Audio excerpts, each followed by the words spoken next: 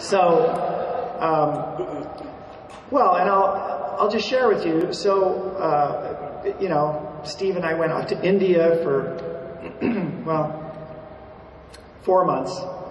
My trip was 4 months. Steve's was about 4 months. I just read in the Isaacson book yesterday 7 months, but that's just flat out wrong. It was 4 months in India. The reason we went to India is because, well, it was the reason we had a friendship. Reed had an entering class of 400 people, and I met Steve because the very first day so Reed's in Portland, I grew up in New York.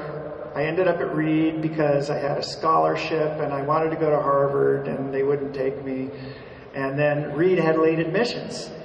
And so it got to be spring of my senior year, and I had applied to a bunch of other places. I had never heard of Reed, but I liked the idea of going to Portland. So I ended up in Portland. And I didn't really know much about Reed, actually. But Reed had a reputation as being a liberal arts, experimental, kind of interesting place. They had a very active political movement in the 60s. Anyway, the very first day I was at Reed, I met Lawrence Phillips, who was another tall, skinny, geeky guy with long hair and wire rims from New York, just like me. So Lawrence and I hit it off immediately. And he was in the old dorm block. I was all the way across campus. And then a couple weeks later, I run into Lawrence and he goes, "Daniel, you should come over to my dorm and meet this guy, Steve. He's interesting." That's what he said. And so I come over to the dorm, and there's Steve in his big dorm room just before he moved. He was only there for a few weeks before he withdrew and got all his tuition back. But Steve had hair down to here. He was one of these guys who parted his hair on the side. Bob Weir was the same way, Bob Weir of the Grateful Dead. He had very long straight hair, and he would always have his head tipped. So it was like his hair was hanging down like this. There's no photos, but that's the way he looked in those days. And he had this giant TAC reel-to-reel tape deck, which is an expensive piece of gear. And he had 100 hours of bootleg Bob Dylan. And so that was why he was popular in the dorm. He was the guy with the bootleg Bob Dylan tapes. This is 1972. And I just read about that in the Isaacson book yesterday, that Woz had a TAC. They were both into Dylan. And Woz was really more of a technical guy, but Steve Jobs was more into the music. Anyway, I never really heard much more of the Dylan, and I never saw the TAC reel-to-reel again. But the reason my friendship with Steve developed is because a couple weeks later, I would just see him on campus, and I had just bought this book called Be Here Now. It was $3.30. That was in my student budget. And it was a very remarkable book. How many of you have heard of this book, Be Here Now?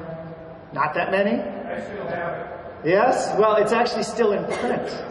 I think the price has gone up. What's that? I got the original from 70s. Yes, and mine was loaned out long ago. I don't have my original copy. But anyway, it was a remarkable book. I'll just say why, if none of you have read it, nobody's made a movie of it yet, but I guarantee you there will be a movie of it. It's a remarkable story. So Richard Alpert and Tim Leary were the psychologists who discovered psychedelics. It was mushrooms, actually, in the mid-60s. Gordon Wasson is the guy who took magic mushrooms, Mexican mushrooms, and wrote about it. It was the cover of Life magazine in 1965, I think, maybe 64. Anyway, they were psychologists, and psilocybin, psychedelics in general, is the whole vista of psychology right there. Nobody had a theory about what it did. They didn't know about neurotransmitters in those days. And it was fascinating, as you could imagine. So anyway, well, Tim Leary's story is much better known. You know, there are 3 feature films in production right now on the life of Tim Leary. I don't know which ones, they may not all come out. But anyway, Tim Leary Well, those guys got kicked out of Harvard. Tim Leary went to jail for having a tiny little roach of marijuana. It was really political. They ran out of money with their LSD research projects. And so what time was this? 1969. Richard Alpert, Tim Leary's now in jail. Richard Alpert is despairing about what to do with his life because his academic career is over.